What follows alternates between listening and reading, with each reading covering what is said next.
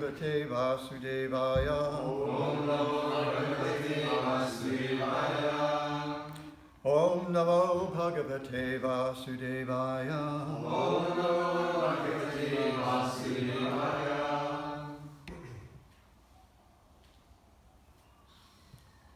So today we'll take a quick look, as we have time, at Srimad Bhagavatam, Canto 3, Chapter 15. Apologies again to Adideva Prabhu. He'd been beginning the chapters somehow or other by the Lord's arrangement for several chapters, but not lately. Chapter 15 called The Description of the Kingdom of God. And take a look at, what did I say, 1 through 7, Nama? Yes. Oh, okay. You don't have to. We might have time to read them. So I'll read the verses and purports up to number 7, and we'll do 7 together. Maitreya Uvacha. Or, as you like. Prajapatyam. Tu. Tat. Oh, now you're confused? We're all in the same boat, aren't we? Our little pirate ship. Okay. Did we do that whole? Prajapatyam tu tatteja. We'll just do the first one together. Para tejo hanam ditihi. Para tejo hanam ditihi. Dadhara vashani shatam. Dadhara vashani satam.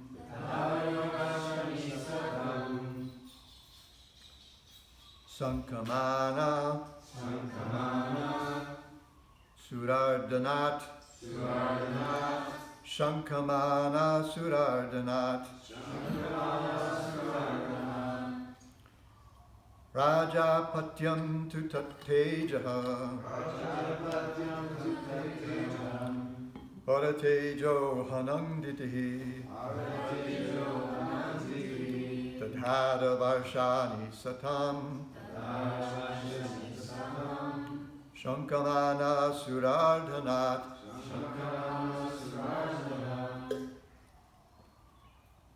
Rajapatyam tu tattejaha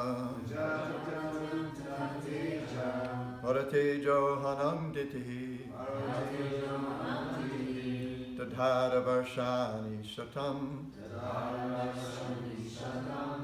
Shankamana Surardhanat. Others, please. Vajapatyam tu tatteja. Parotejo hanam diti. Vidhara vasharni shatatam. Sankamana suardhanat.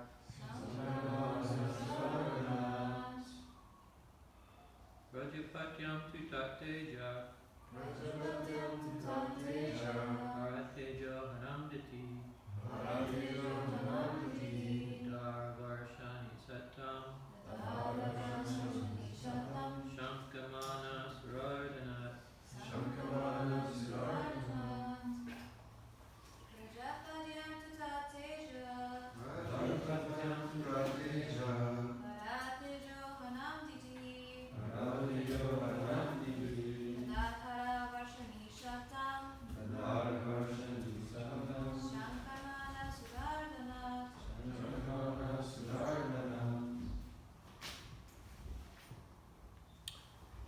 Maitreya Uvacha. The sage Maitreya said. Prajapatyam.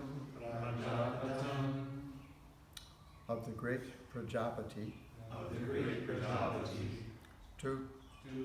But Tatteja, his powerful semen.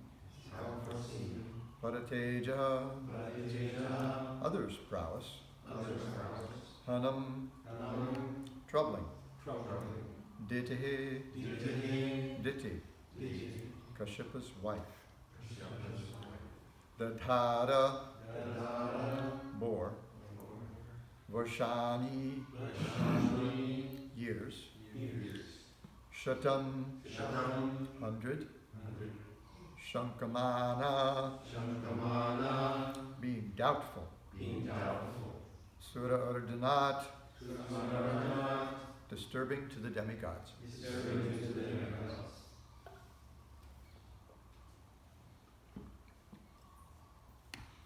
Translation. Sri Maitreya said, "My dear Vidura, Diti, the wife of the sage Kashyapa, could understand that the sons within her womb, would be a cause of disturbance to the demigods.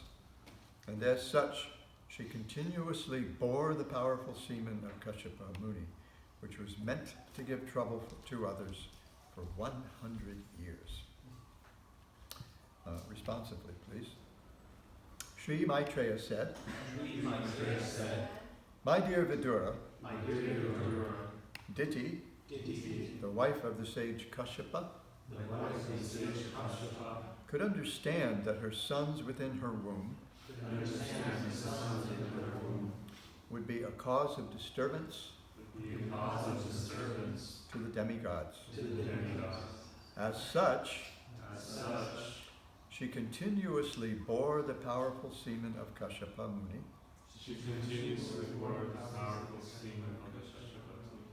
which was meant to give trouble to others for 100 years.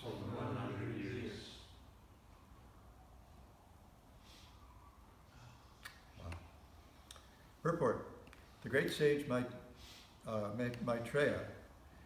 Sri Maitreya, was explaining to Vidura the activities of the demigods, including Lord Brahma. When Diti heard from her husband that the sons she bore within her abdomen would be the causes of disturbances to the demigods, she was not very happy. There are two classes of men, devotees and non-devotees. Non-devotees are called demons and devotees are called demigods. No sane man or woman can tolerate the non-devotees giving trouble to devotees. Diti therefore was reluctant to give birth to her babies. She waited for 100 years so that at least she could save the demigods from the disturbance for that period. Text 2. Loke tena hata loke lokapala hataujasaha nyavedayan vishvashujay nvantavyati karam disham. By the force of the pregnancy of Diti, the light of the sun and moon was impaired in all the planets, and the demigods of various planets, being disturbed by that force, asked the creator of the universe, Brahma, what is this expansion of darkness in all directions? Srila Prabhupada's purport. It appears from this verse of Srimad Bhagavatam that the sun is the source of light for all the planets in the universe. The modern scientific theory, which states that there are many suns in each universe, is not supported by this verse. It is understood that in each universe there is only one sun, which supplies light to all the planets. In Bhagavad Gita, the moon is also stated to be one of the stars. There are many stars, and when we see them glittering at night, we can understand that they are reflectors of light.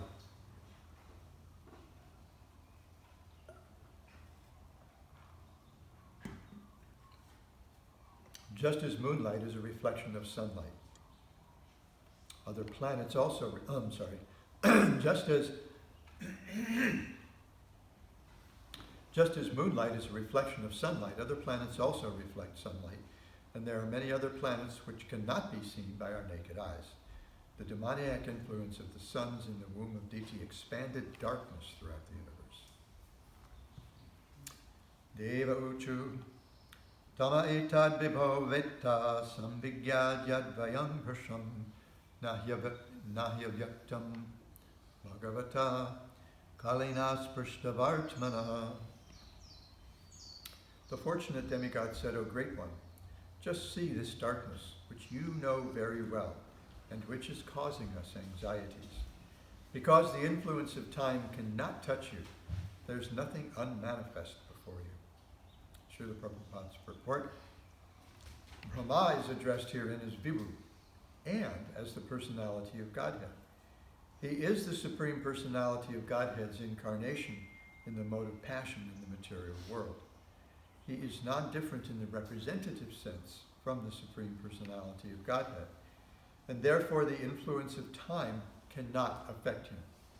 The influence of time, which manifests as past, present, and future, cannot touch higher personalities like Brahma and other demigods. Sometimes demigods and great sages who have attained to perfection are called Trikalagya. Text 4. Deva Deva Jagadhatu Lokanata Sikamane Paresham Aparesham Twang Bhutanam Masibhavavit. O God of the demigods, sustainer of the universe, head jewel of all the demigods and other planets, you know the intentions of all living entities in both the spiritual and material worlds. Srila Prabhupada's purport. Because Brahma is almost on an equal footing with the personality of Godhead, he's addressed here as the God of the demigods, because he is the secondary creator of this universe, and because he's the secondary creator of this universe, he is addressed as the sustainer of the universe. He's the head of all the demigods, and therefore he is addressed here as the head jewel of the demigods. It is not difficult for him to understand everything which is happening in both the spiritual and material worlds. He knows everyone's heart and everyone's intentions. Therefore, he was requested to explain this incident. Why was the pregnancy of Diti causing such anxieties all over the universe? 5. Namo Vijnana Namo Vijnana Virya Maya Yedam Upeyushe Grahita Guna Bhedaya Namaste Vyaktayonaye. O original source of strength and scientific knowledge, all obeisances unto you. You have accepted the differentiated mode of passion from the Supreme Personality of Godhead. With the help of external energy, you were born of the unmanifested source. All obeisances unto you. Purport. The Vedas are the first original scientific knowledge for all departments of understanding. And this knowledge of the Vedas was first impregnated into the heart of Brahma by the Supreme Personality of Godhead. Therefore, Brahma is the original source of all scientific knowledge. He is born directly from the transcendental body of Garbhodakshai Vishnu, who is never seen by any creature of this material universe, and therefore always remains unmanifested. Brahma is stated here to be born of the unmanifested. He is the incarnation of the mode of passion in material nature, which is the separating external energy of the Lord. Text 5. Ye tvananyena bhavena bhavayantyatma bhavanam atmani prota bhuvanam parang sadasadatmakam. O Lord, all these planets exist within yourself, and all the living entities are generated from you. Therefore, you are the cause of this universe, and anyone who meditates upon you without deviation attains devotional service. And text 7. Tesham supakva yoganam jita swasendriyatmanam labdha yushmat prasadanam nat kutaschit parabhava. There is no defeat in this material world for persons who control the mind and senses by controlling the breathing process, and who are therefore experienced mature mystics. This is because by such perfection in yoga, they have attained your mercy. Srila Prabhupada's purport. The purpose of yogic performances is explained here. It is said that an experienced mystic attains full control of the senses and the mind by controlling the breathing process. Therefore, controlling the breathing process is not the ultimate aim of yoga. The real purpose of yogic performance is to control the mind and senses. Anyone who has such control is to be understood to be an experienced, mature, mystic yogi. It is indicated herein that a yogi who has control over the mind and senses has the actual benediction of the Lord, and he has no fear. In other words, one cannot attain the mercy and benediction of the Supreme Lord until one is able to control the mind and senses.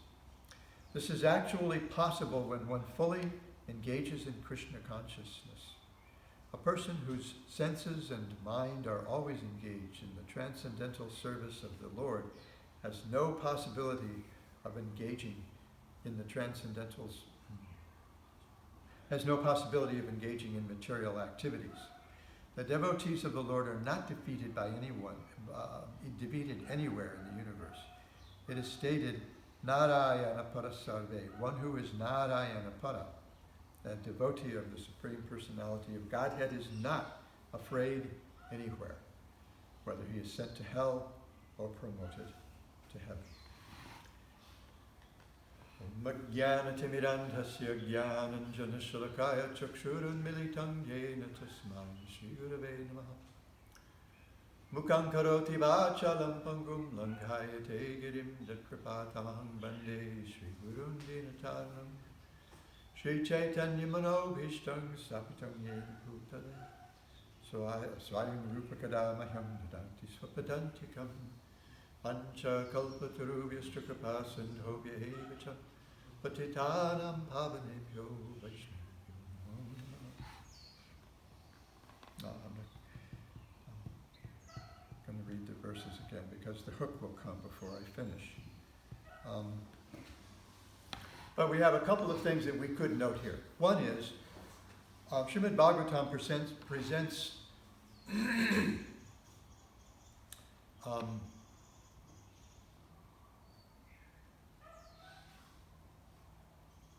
well, here we see it presents the universe from a different perspective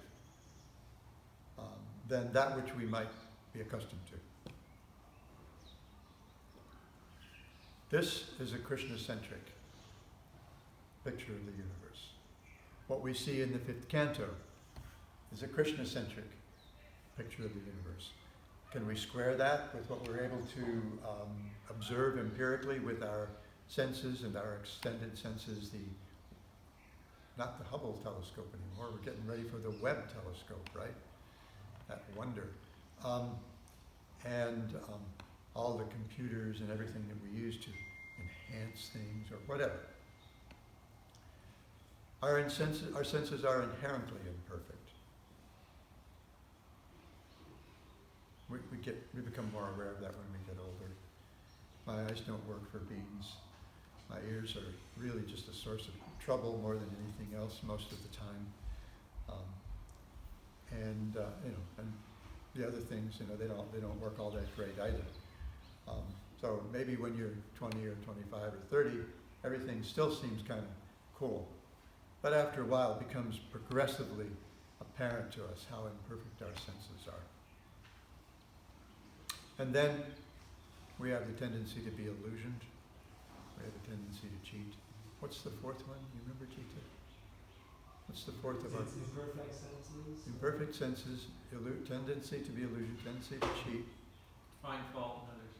No. Be illusion? Pardon? Illusion? I already said that. That was the second one. Okay, so you know me in lists, even short lists. So anyway, so we have these. Sorry, commit. make mistakes. No mistakes. Our professor is making mistakes. Make mistakes. Man. We just have to be patient. It'll come to us. Yeah. So we have this different perspective of the, well, it's three things I wanted to address real quickly. We have these problems, these flaws that get in the way of our perceiving things correctly. Not only that, because of the imperfect senses, the tendency to be illusioned, the tendency to make mistakes, and the tendency to cheat, which generally means we won't acknowledge the mistakes, the imperfect senses and the cheating. We write those things off. How do we see the universe? We see it from a me-centric perspective, right? I brought this out before. How do I see the world? Here I am, the center. Oh, and I get to sit on this big fancy seat too. Thank God it's not so big and fancy. Some temples it's just unbearable, I think. But here I am, and there you are, and there's other people out there, and then there's other people out there even farther that I don't even know exist right now. I mean, I assume they do because I have some previous experience. But maybe they don't. Maybe the only thing that exists is me. That's a completely solipsistic view of the universe, right? I'm here, and you're all here. Shai Shri Panchatantra.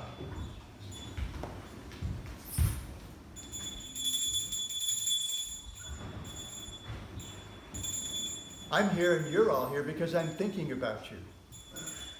You're all here for my entertainment, for my gratification somehow or other, right? That's our view of the universe. What happens to me is so important. Can't control half a loaf of bread? Oh, let the universe be destroyed, right?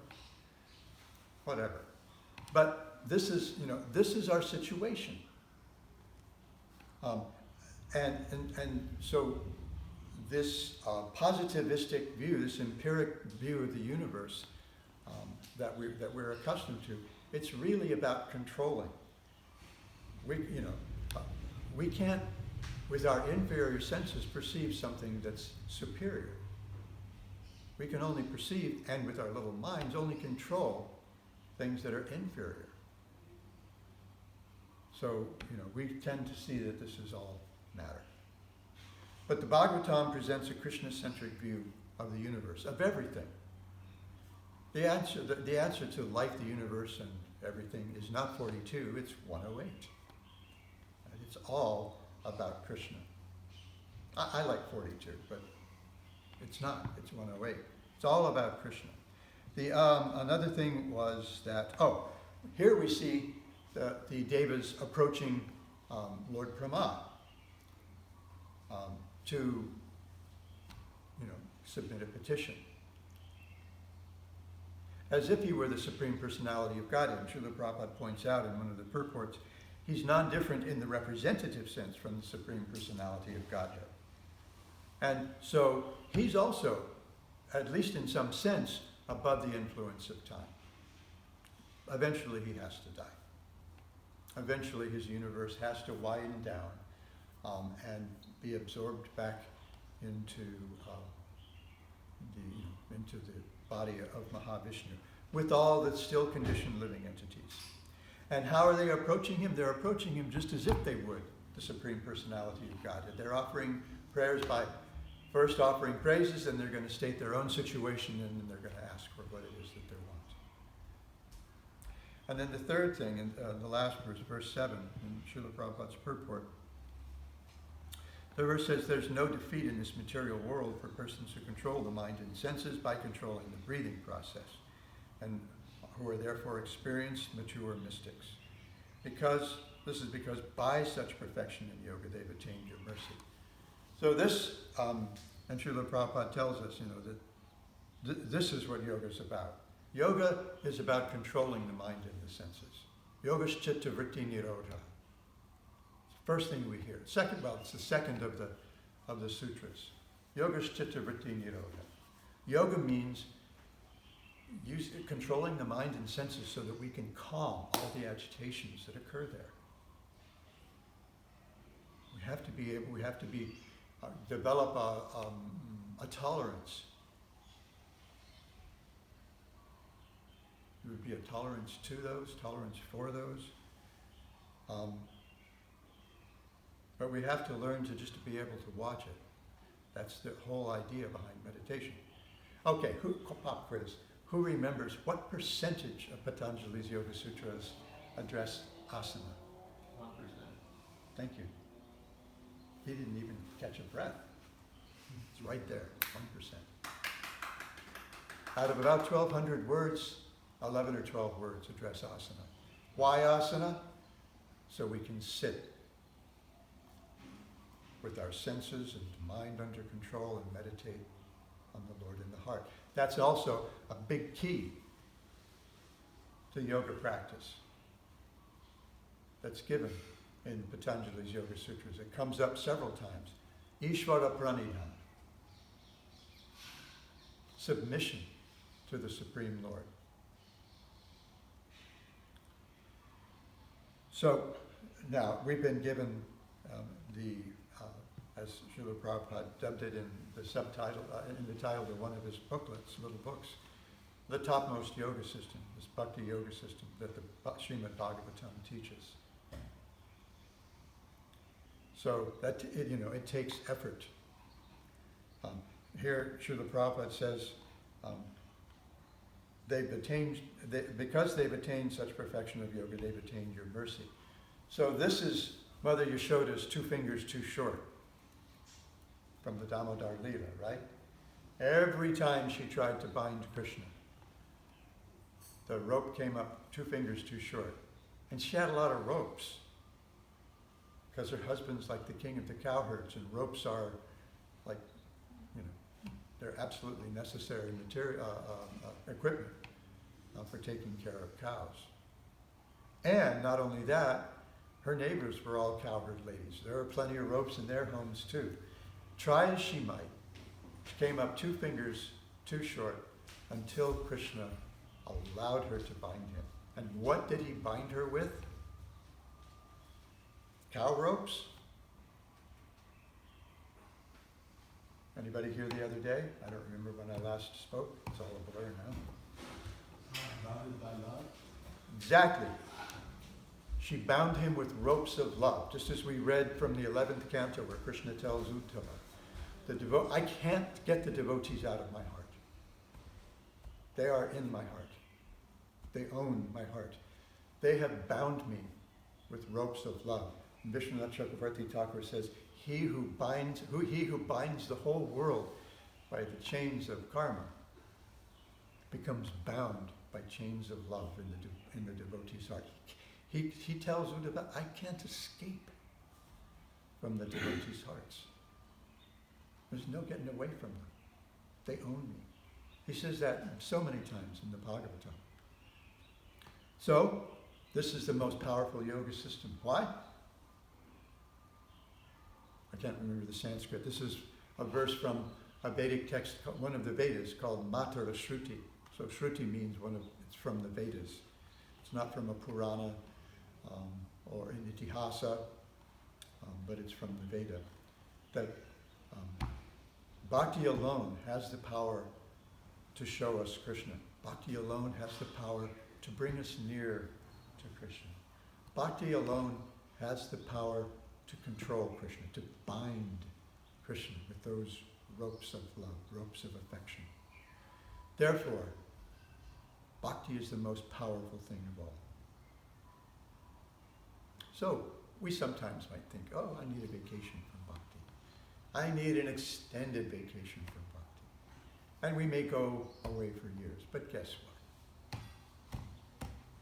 We're not getting away. Because Bhakti is so powerful, she can control Krishna. So who are we? What are our little material desires? What are the wounds that get in the way of our surrendering?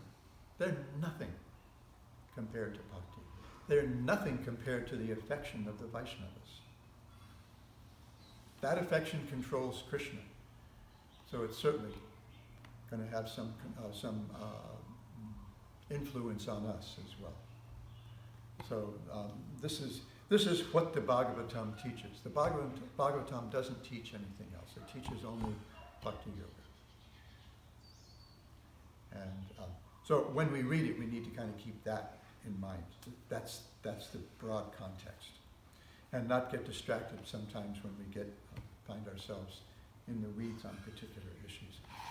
Okay, already in big trouble, I'm going to stop. Anybody have any quick? So what you're saying is all we need is love. Is that correct? You want me to do it? Yes. Da da da da da.